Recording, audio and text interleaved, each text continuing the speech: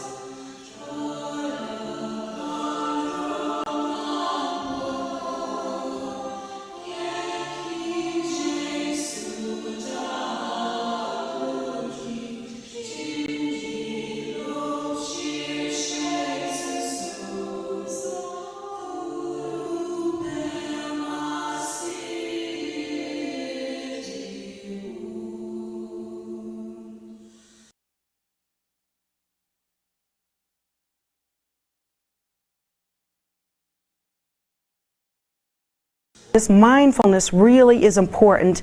It really counts. Likewise, when you have an altar, whether it's at the temple or at home, it should always be clean and free of dust. The bowls should always be clean, no nasty ring around them because you didn't wipe them. You know? The offerings should be made every day. Of course, in opening one's altar, automatically one is making offerings. That has to be done mindfully. And if you don't have a regulation type altar yet, there is a regulation type altar. If you don't have that yet, if you just have an image of the Buddha and offer one flower, a few grains of rice, a cup of water, something like that every day, that mindfulness brings an awakening to the sacred. Once again, it's not for the picture. It's for us. Conversely, not doing that, not having sacred image, not having a way to establish the sacredness of any given day, hour, moment, life,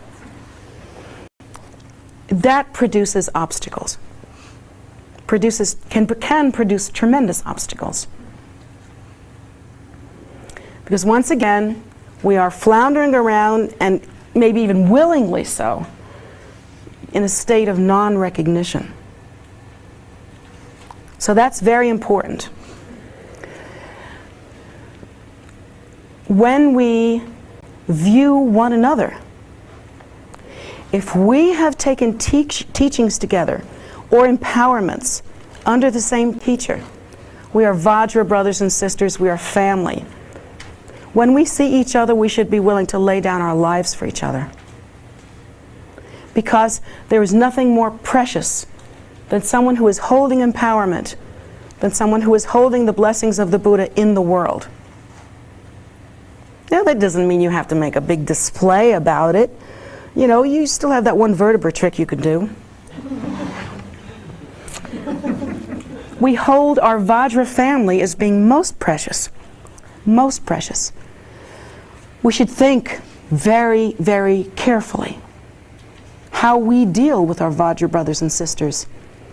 If we're ill-tempered, hateful, scornful towards them, if we are not holding them in pure view, holding them as gods and goddesses, as deities and consorts, if we are not looking at them in that way, we are committing a non-virtue.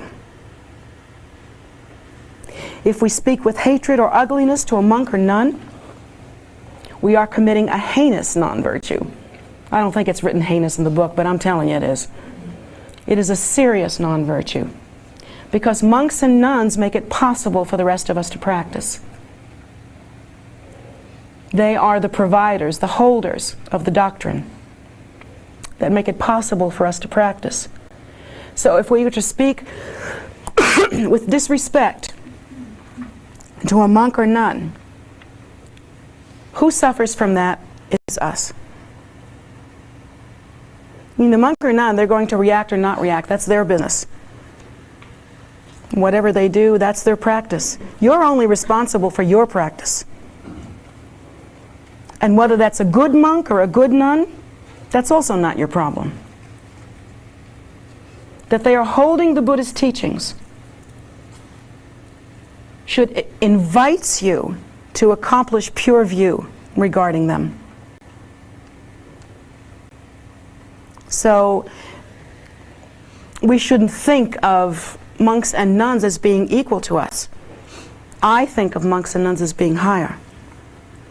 They hold the doctrine, and I hold the view about them.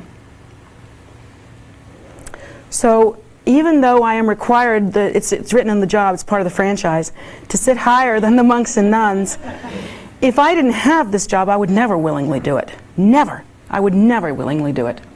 I know you guys are on chairs and you're going, oh God.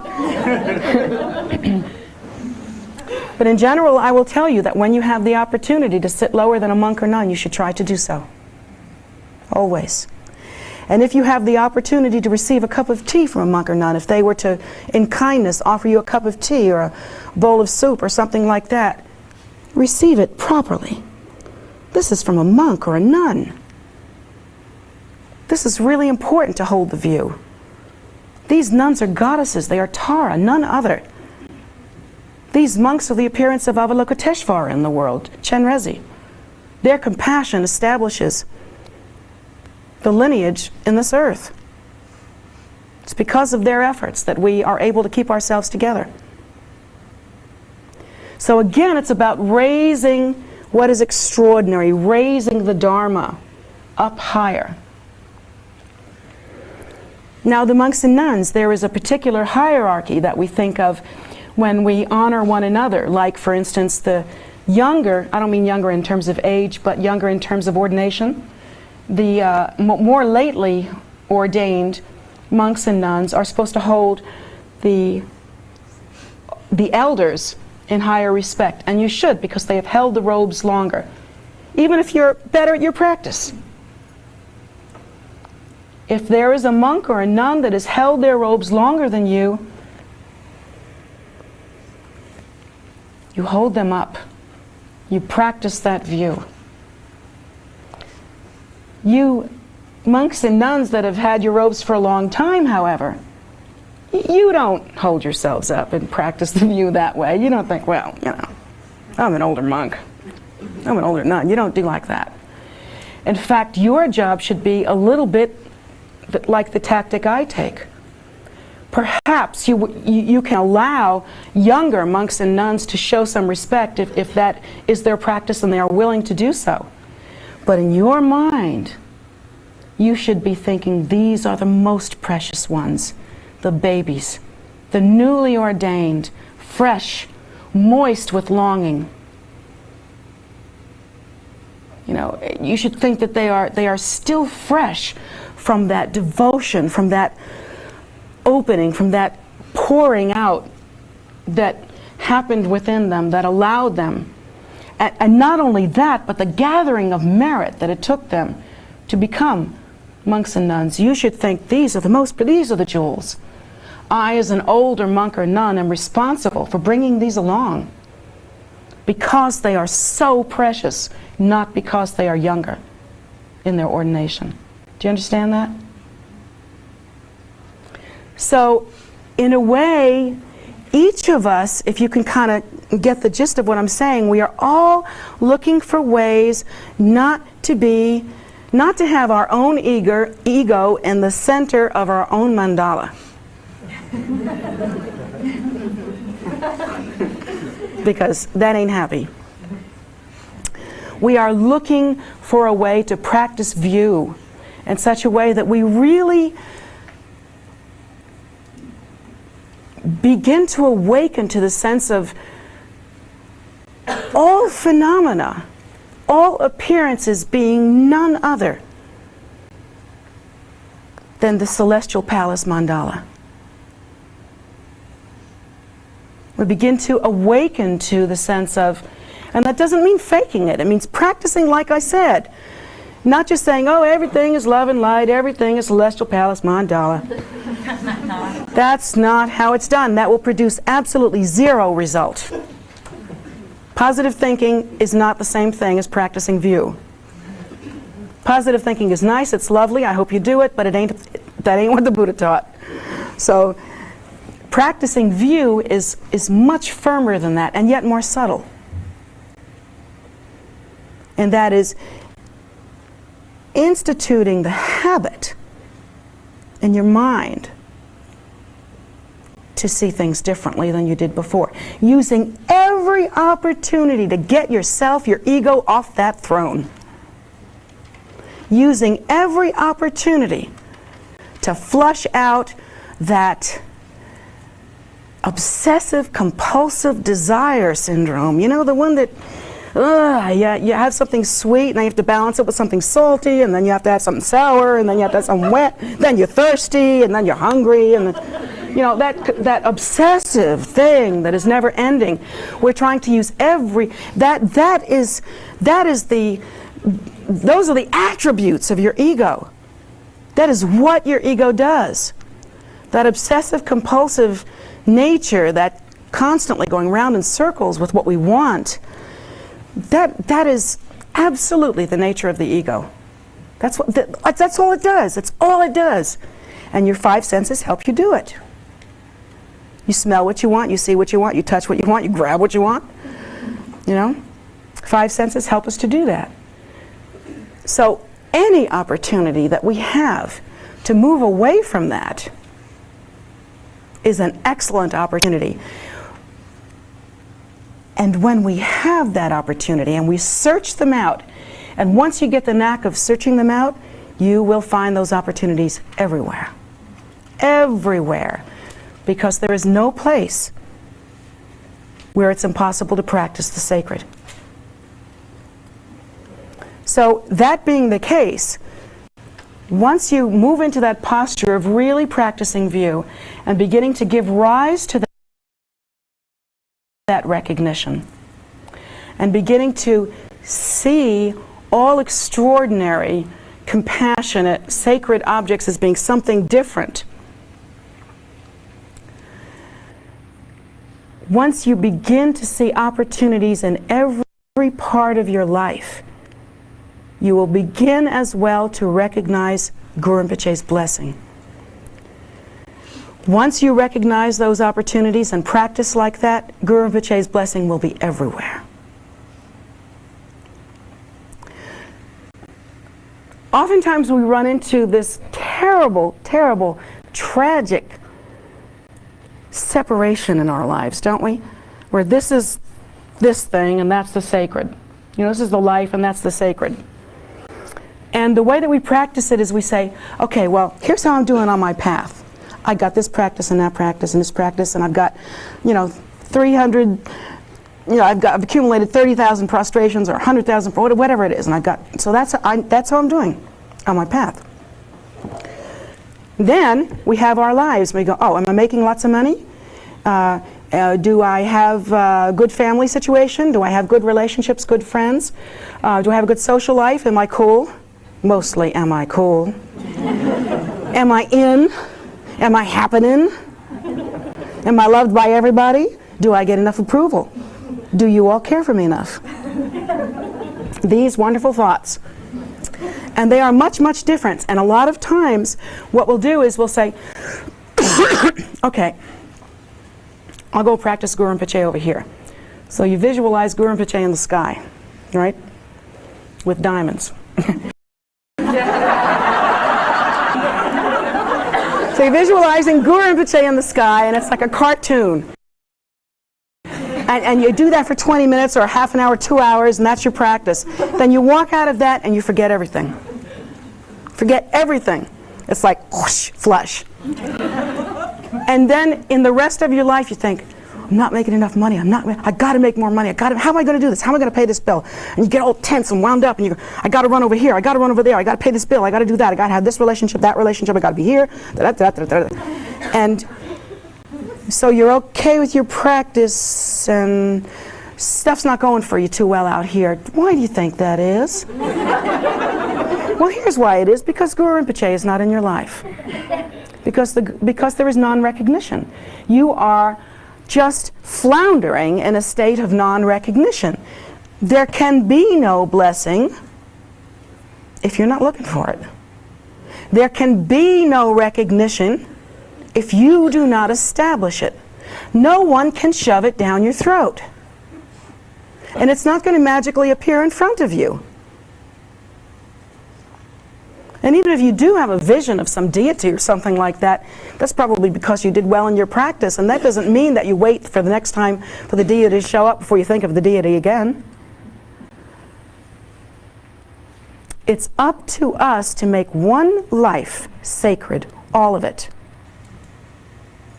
So as we are thinking in terms of, why don't I have enough money? Got to get more money. Got to get a better job. Got to do this, that, and the other thing. Why isn't this happening? Why isn't this happening? Well, the Buddha taught you why this isn't happening. You're not practicing generosity. You're not practicing bodhicitta, or at least in the past, you did not practice generosity and bodhicitta. And so the seed that creates the fruit of prosperity was not there. Your opportunity then is to begin to practice generosity, to begin to practice bodhicitta in your ordinary life. Start small. It's best that way. Start small and work your way big. Because if we start small, we learn. It's kind of like when you're exercising. If you do a great, big, giant, heavy weight workout the first time, you'll never do it again. Because the pain will kill you. I mean, it'll just be so bad. I know, I do it all the time. And you think, I'll never do this again. And then you wait 3 weeks, and by that time, it's all gone. My suggestion is that you start to practice things like mindfulness and generosity in a small way. You have $2, buy somebody a cup of coffee or something with one of them. You have $3, give one of them to somebody that needs it more than you do, or the temple, or put it aside for a donation or something like that. It's starting in that small way to make that kind of generosity and offering part of your life that brings the sacred into your life and also changes the actual conditions of your life. Because really, according to the teachings, if we find that we are poor and then somehow we get a better job and maybe the money situation works out, that cure is not permanent. The poverty will return, either in this life by you losing that job, or in a future life by the conditions simply returning. And we may not understand why. So that mindfulness, that spiritual distinction has to be embedded in our lives. We have to find a way to live in a constant state of recognition. The greatest power that any of us can have is that practice of recognition, to give rise to the bodhicitta in our ordinary lives, to give rise to an awakening state in our ordinary lives, to give rise to compassion, which is the very display of the Buddha's miraculous intention in our lives. This is the way that we change our lives permanently. This, or meaningfully, I should say, because even our lives aren't permanent. But this is the way we deeply and meaningfully change our lives, through applying the antidote. Running around like a chicken without a head, trying to make everything work, makes you a chicken without a head. It does not make you successful. It will not help. People, I don't know how better to put this to you, but consciousness creates form. There is no getting around that. There is absolutely no getting around that. There is no other way. It is through the mindfulness of our practice, it is through spiritual discrimination, that we can make an actual change in the flavor, the condition, and the results of our lives. And that's really the only way. Anything else that we do is like putting a Band-Aid on an ulcer. It's just festering underneath there, and pretty soon it's just going to open under the Band-Aid. Do you see what I'm saying? The disease is still there. And I'm using a disgusting analogy because it should be disgusting. But when you practice the antidote, you're talking about healing something from the inside out, from the root cause, which is your mind stream, your consciousness. It's so real, and we've never had the opportunity to see how real it is. How this spiritual mindfulness, this lifting up of what is sacred, this practicing of bodhicitta in every walk of our lives, this looking for the Guru's face in all things. We have not had the opportunity to see what a tremendous life changer this is, what a tremendous empowerment this is, what a tremendous power to live it gives us. And so we're asleep, sleeping peacefully, thinking all we have to do is do the things, the busy work that keeps us afloat. And we don't know why life happens to us the way that it does. And I'm telling you that life is not happening to you. Your life is not happening to you. You are caught in a feedback loop, if you will. Let me use some electronics. Caught in a feedback, a bubble, a reflection. You look outward and you see your own mind. Back and forth. That's kind of a feedback loop. Constant circular kind of motion. And the qualities of your mind display themselves in the world. And they have the same taste. Same taste. The external conditions that you have and the quality of your mind stream, same taste. Do you want to be powerful? You really want to be powerful like all Americans want to be? You really want to be potent? You really want to be a great being? Well, if you want to do that, then stop seating your ego on the throne. Awaken, get the fact that you are impotent unless you are able to move into a state of recognition. You are impotent if you do not recognize that all the things you call your life are merely symptoms of the condition of your mind stream. You are impotent if you do not realize that every time we have an opportunity to practice discrimination and lifting up the sacred, we have an opportunity to awaken within ourselves. We have an opportunity to practice recognition, and that is power. The way most of us live is like we're trying to get through a dark room. It's pitch black. There's all kinds of stuff in there, furniture, sinks, bathtubs, all the stuff that they have in rooms, We're trying to get from the birth door to the death door. We're going across this room. Now you have two choices.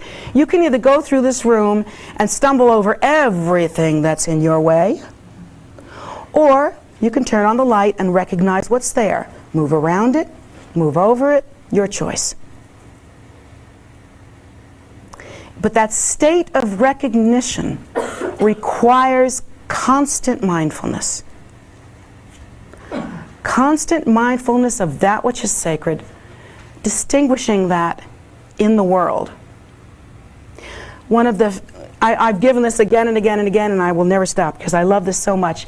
It's a line from a song that Art Garfunkel had in one of his albums. It goes to show you how old I'm getting. Art Garfunkel had in one of his albums. I think the name of the song is Mary Was an Only Child. And this one line that describes exactly what I'm talking about is perfect. Another way in which the Guru speaks, you know. It goes like this. And if you watch the stars at night and you find them shining equally bright, you might have seen Jesus and not have known what you saw. Who would notice a gem in a 5 and dime store?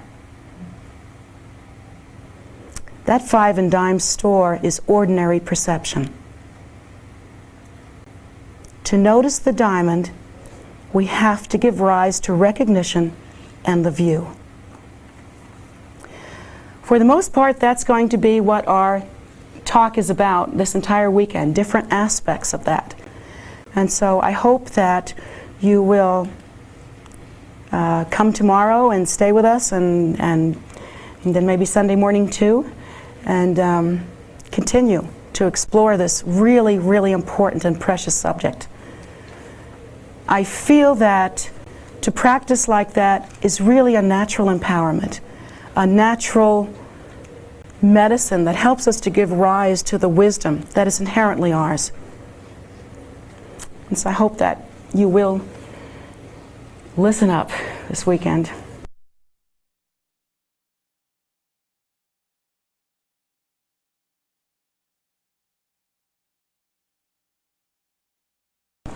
Last night we spoke about how to practice mindfulness in the context of Guru devotion.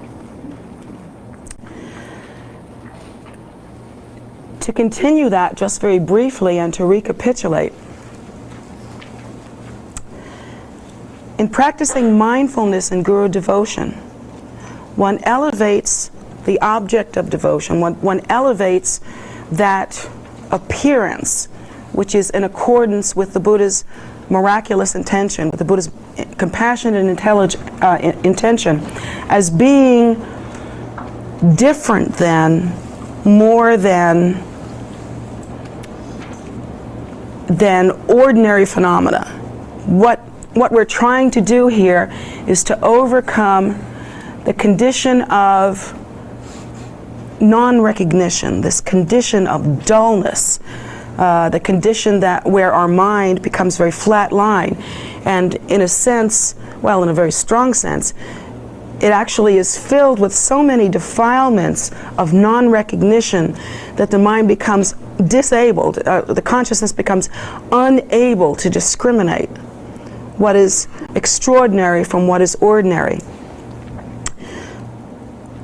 We literally are not able to see that which proceeds or arises from the Buddha nature, are not able to discriminate between that and what is ordinary appearance. So we practice Guru Yoga for the purpose of being able to make that kind of discrimination. When we hold an object of reverence when we hold it up, when we hold it in reference, we should not think that, we should not bring it into the realm of the ordinary. In order to bring it into the realm of the ordinary, you have to think the way you ordinarily do. So in bringing this kind of practice into the realm of the ordinary, what you would basically be doing is saying, okay, now this is me, the student, acting like that in front of the object of reverence, of refuge. This is me acting like that. I put myself in that posture because that's what I'm supposed to do as a good Buddhist. What you're doing there by taking the opportunity to discriminate and the opportunity to give rise to a state of recognition or awareness or awakeness. What we're doing there is we're throwing away the opportunity. We're bringing it into the realm of ordinary context. We're saying, this is here and that's there, and we're practicing this sense of division, the sense of duality, while not truly making any kind of distinction. In that particular kind of thinking, you, the ego, you, the self, is still the star on that stage. You are bowing. You are in a posture of being reverent. Don't you look good? And so that kind of attitude is different from what I'm talking about. What I'm talking about is a true, honest, delusion-free recognition of that which is extraordinary. So the practice has to go accordingly, and only you can know, only you really can measure the subtleties of your own mind and your own perception and honestly and truly see how this is going.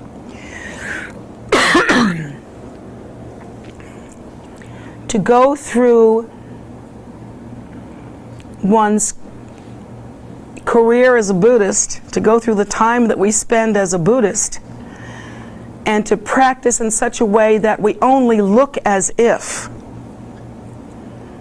we are holding what is precious up. In a sense, practicing only the posture and the demeanor of reverence, without really having the inner discrimination and mindfulness. This has very little result, almost no result. In fact, maybe can have a negative result. And the reason why that would be is that still in all, this solid self-nature, this ego that we cling to, is the star on the stage. Literally, when you are practicing reverence and doing all the right movements without the inner discrimination, what you're really doing is performing. In performing, we're on stage, and that means that the ego, or the solid idea of self-nature, is really much higher. And we are much more deeply aware of that than the object of refuge. So here is where we have to be careful and mindful. Here is where we have to practice true discrimination. If I were to treat a Dharma book in a certain way, if I were to say, oh, now everybody's watching me because I'm up high, and because of that, when I put my Dharma book over there, I better do it very gracefully. See? Wasn't that nice? Wasn't that exactly what I told you to do last night? Well, it looked like it, but it wasn't. Because in thinking like that, and thinking, oh, I'd better do this just right, I better follow the rules, better be a good girl, put the book right, without any inner recognition that these are the Buddha's teachings. Without any inner recognition that what comes from here is not the same as what comes from a dime store novel. That kind of inner recognition, only you can be responsible for that. And in a way, that is the great strength and the great difficulty of practice. The great strength of practice is that you have the jewel in your hand. Use it or not, you have the jewel in your hand. You can determine the depth of your practice. You can practice as deeply as you wish. Excuse me.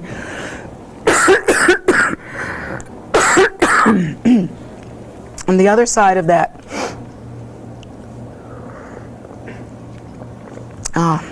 Maryland weather, it's really good for my bronchial tubes. It's that dampness, it's just so good for us, isn't it? So where was I? So in practicing in such a way that we should be aware that only we can practice in such a way as to actually bring our level of understanding or our level of wisdom deeper. Only we can practice in such a way as to give rise to recognition, but we have to stop going through the motions. So important to develop really the heart of practice.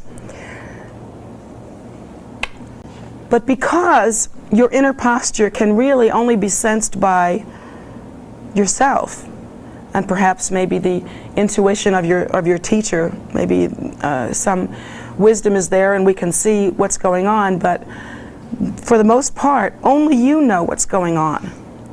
And so that's the pitfall also. That's the difficulty, is that most of us were trained that you're wrong when you get caught. And we're trained that way from being children. A lot of times when our parents schooled us and disciplined us, they didn't really relate to the depth of, to some sort of profound level of the development of our consciousness. Very few parents walked up to their children and said, you're not developing good inner qualities. Mostly we were told, you didn't wash the dishes. So it's the visible things that really count, and it's when we get caught that life really takes a downward turn. And that's what we're told. I mean, that's what we really understand. It's very hard for us to make that leap from thinking like that, from thinking with this get away with it mentality, or this as long as you hide it, it's okay mentality, into a deeper level of practice where you require of yourself that you do more than look as if. That's a step that only you can take. My personal experience has been that when we take that kind of step and become inwardly responsible for giving rise to a state of recognition, then at that point our path becomes potent, sort of empowered, deeper than we thought possible. But then you could say that about any avenue of life. So long as we're faking it in any avenue of life, so long as we're simply trying to hold the image that we think is appropriate, we are missing a lot. So why wouldn't it apply to Dharma activity also, particularly where the state of recognition or the state of awakening, as opposed to the state of being in this narcotic, samsaric mind state, that's what's really important. How much more so than in Dharma practice is it important to be aware of one's own mind state and to take oneself to task. Even to the point where if you find that you're just fulfilling the form and you're just acting as if you have reverence, or acting as if you can have some kind of spiritual discrimination or recognition, only you can say to yourself, well, wait a minute, go back and do that again. Go back and do that again. Only you can be sitting there doing 7-line prayer, then you realize you don't even remember what you're doing. Things are coming out of your mouth you don't even know. And the mind is all askew, and you don't know where you are, and if you didn't have the beads, you really couldn't count. You're so far gone. So when that happens, do you stop, pull yourself together again, focus, maybe even lose a few of the 7-line prayers on your little bead thing, go back and say, wait a minute, I think I've been gone for about 10.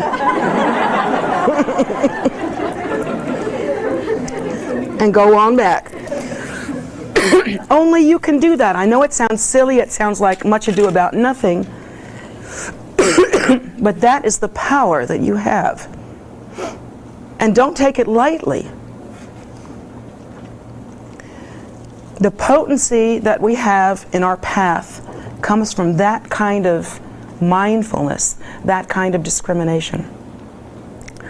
Now, this mindfulness and discrimination doesn't only take place in the area of Guru Yoga or in the area of recognizing the three precious jewels, the Buddha, the Dharma, and the Sangha, or in recognizing or being awake to what is extraordinary, what arises from the Buddha nature, there are a number of areas of practice where the spiritual discrimination and focus are absolutely necessary. When we talk about, for instance, the practice of bodhicitta, the practice of compassion, we have to remember some of the basic fundamental thoughts, some of the basic fundamental logical progressions in order to avoid simply going through the motions. Because simply going through the motions of bodhicitta or the practice of compassion, once again, we are being a nice person. And being a nice person, causing you to act a certain way to something else that is outside of you, is only perpetuating delusion. You still have your ego up on a stage, you're still performing, and fundamentally you're not doing anybody any good because you are performing. You're not touching, you're not reaching, you're not connecting, you're performing. There's a difference. So in the practice of bodhicitta, we have to remember a whole lot of things, and it has to become so deeply ingrained in us. We have to work with this mindfulness and work with this recognition so deeply that it becomes habitual tendency, that it becomes part of the foundation of our thought. We understand things in interesting ways. We don't just have words come into our head. We understand things in concepts. So we have the capacity to attach certain kinds of abstract thoughts and concepts to a known thought. And in a sense, when we think of something, we don't really and truly recognize how powerful the mind is in that it recognizes or sees or is able to pull together so many thoughts at one time in order to understand the one thought that we're having. In other words, there are so many connecting and interconnected conceptual processes in order to make thought as we know it possible. So, for instance, if we're thinking about the practice of bodhicitta, the practice of bodhicitta needs to be understood in certain ways in order to prevent simply acting nice, in order to prevent just looking at somebody and imitating how they act, which may be part of the process but cannot by any means be all of the process. So in practicing bodhicitta in a mindful and discriminating way, one has to understand, first of all, the faults of samsaric existence. One has to understand the basic logic of, if we are practicing bodhicitta, if we are generating compassion, if we are giving rise to the aspiration to be of benefit to beings, if we are beginning to practice on that level, it only makes sense if we understand why and what the connecting factors are.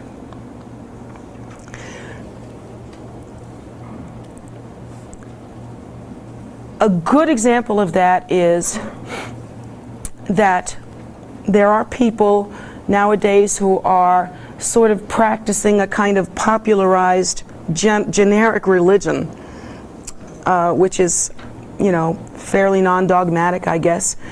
At least it appears so on the surface, but then ultimately it gets very dogmatic.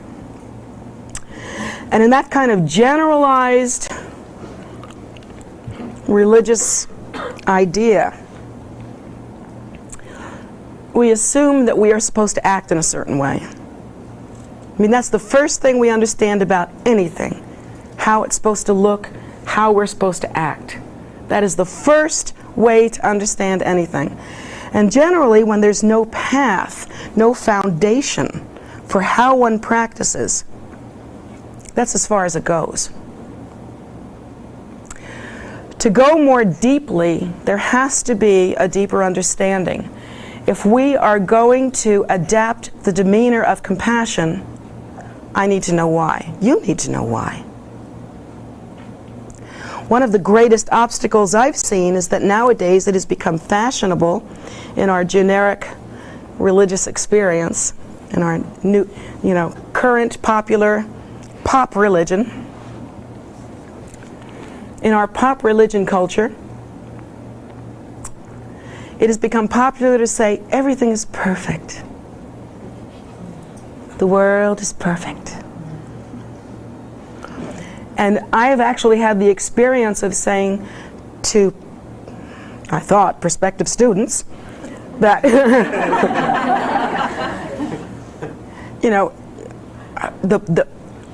we want to leave here making this world a better place. To me, it defies reason that you wouldn't want to be compassionate, that you wouldn't want to express the bodhicitta. I mean, to me, I sort of even feel like, although I have been corrected, you don't even have to explain why. It should be obvious. But I found out from my teachers, you do have to explain why.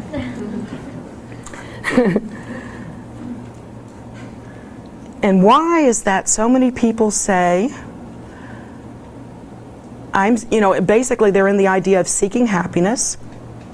And so they realize, on some level, they must realize that there is suffering because they're trying to cover up that suffering.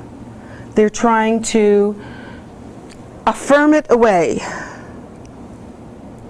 In other words, we're going to just say suffering doesn't exist. We're going to say everything is light and love and suffering doesn't exist, and that's wonderful. And so the world is a great place. So we don't have to practice compassion, see, because everything is already blessed and it's already very holy. And so we don't have to practice compassion because it's just perfect. The world is perfect, don't you see? Can you hear the superficiality in that? What you need to hear next is what's really going on in the world, because if you're in that mind state, you haven't been watching. You haven't seen. There is such an extraordinary amount of suffering in all the realms of cyclic existence. On this world alone, just looking at the human condition, the extraordinary, unconscionable suffering. How can you look at these people marching out of Kosovo and think that's perfect? How can you watch children and innocent civilians being torn up, their bodies simply torn up, with no understanding as to how this could have happened to them? They are modern people like us. How can you look at that and say everything is love and light, everything is perfect? How can you look at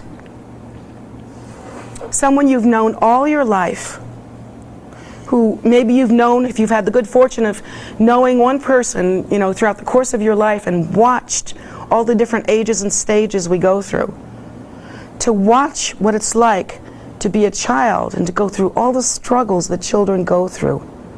It's tough being a child. They don't really understand what's happening to them. They don't really understand why it is that when certain things happen, other things happen. It's tough being a child. That little brain is forming. It doesn't work in its entirety yet.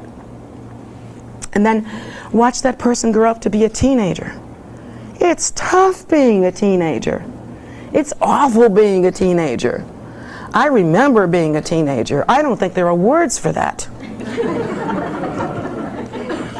You have all these feelings and your body's all grown up and your head is still childish. And nothing works. You're just, And then you grow up and you're supposedly And suddenly you're supposed to be an adult. You don't feel any different than you did when you were a teenager or a child. You still feel like you don't understand diddly squat. And yet suddenly, because you have a child, maybe, you're supposed to be an adult.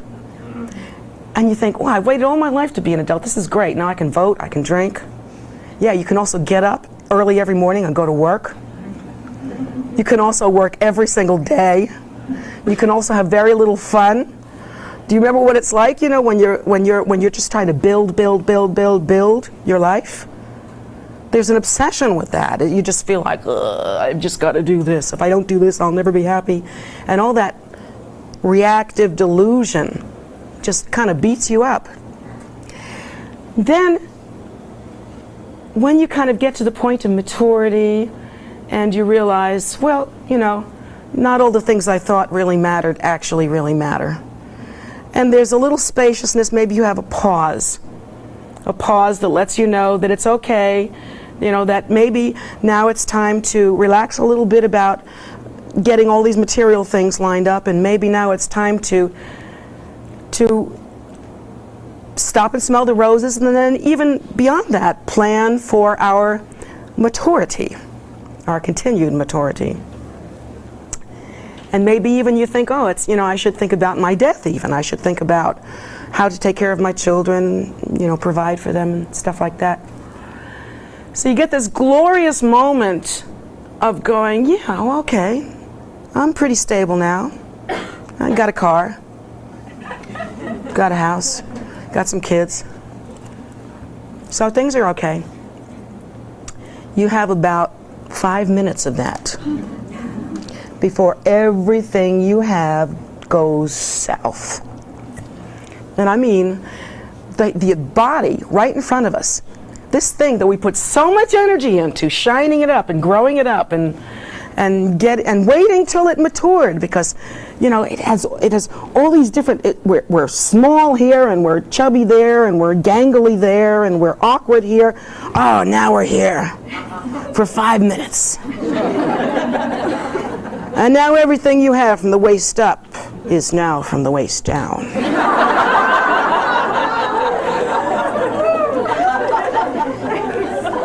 And it gets worse as you move along. In fact, as Buddhists, we are required to study these images of a young woman or a young man, middle-aged or mature, and then older, and see that this is the same person.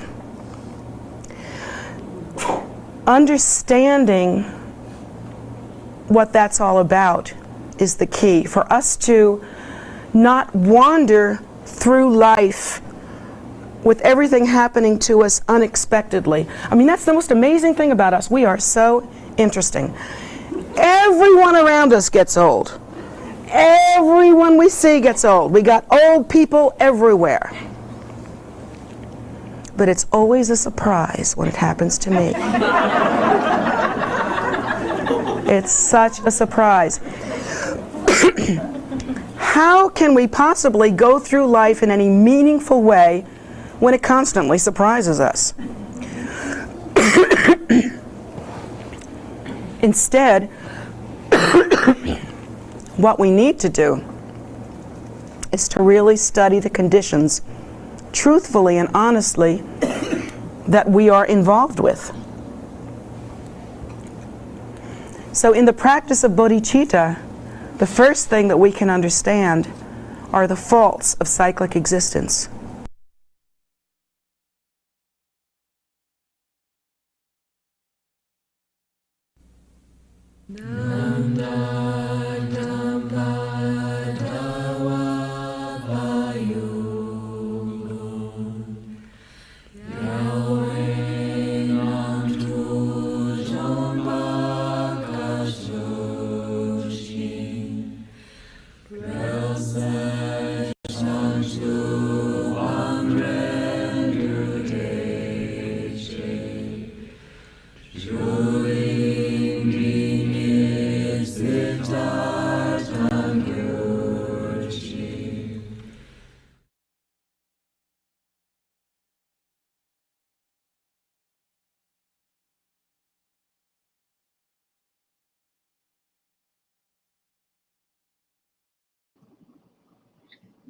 Hi and welcome back.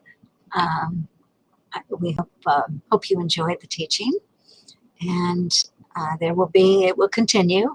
Not to worry, there are 3 more parts, um, and they will be, as I as I said at the beginning, if you weren't there, they will be on Wednesday evenings. Sunday mornings we also show teachings of Jetsunma, but we will make those from another stream because it seems to be a different audience at that time. So they will be here on the same back channel Wednesday evenings. In addition to this, in addition to Jetsunma's teachings, we provide on YouTube twice a week. We do a meditation with a couple of our nuns here at the temple. Do a beginning meditation on Saturdays and Sundays at 10 a.m. And during that 45 minutes or so, they offer guidance and opportunities to meditate in a group. Once the temple's back open again, you can come and do it in person as well as online. But right now it's an online thing. And hopefully soon you'll have 2 choices. But meanwhile, you can get good at it. So there we go. As well, we have Medicine Buddha, short Medicine Buddha practice every evening at 7 p.m. That's on Facebook Live. And it is on KPC's Facebook practice. And if you look at the chat, you can, you can see that it's, I think it gives you the location for the Facebook Live. But if not, just go on the website, go to Pray, Meditate, Study, and you'll find a calendar with what the offerings are, and you click on the particular event you're interested in, and it will let you know where and how to get there. So hopefully that's helpful. And the Medicine Buddha was given to us by Jetsunma right around the beginning of the pandemic. It's a very condensed practice in English that you can do for anyone who could use Medicine Buddha. So that's just about all of us, I suspect, at any given time. And you can put in your prayers and get some support and have people, with you with the power of group, which is really potent. It really amplifies any. So that's another opportunity. Every day we have a food offering ceremony we call a soak, and that's Monday through Fridays at 5:30, Saturdays at noon, and Sundays at 2. So you can join us there. Again, just go to the calendar on tara.org and you can find that. We're really glad to have you with us. We're glad to have you as part of our family here. And should you wish to make an offering to Jetsunma directly, you can do so at our PayPal account, which is jetsumagift@gmail.com. And she will get that directly. I think that's all of my announcements for the moment. We're coming up on the 4th of July here in America. Hopefully it will be a nice, peaceful 4th of July with just fireworks in the sky. So, but we'll see. And hopefully we can keep praying for everyone everywhere, which we do. If you want to put prayers into any of our practices, you can also do that on tara.org. And so we offer you that opportunity. It's, I believe, at the bottom of just about every page. Anyways, it's on the top menu as prayer requests. You could just go there and make your prayer request. So that's it for today. You've heard me babble. Hope to see you again next week, or maybe even Sunday. So thank you for joining.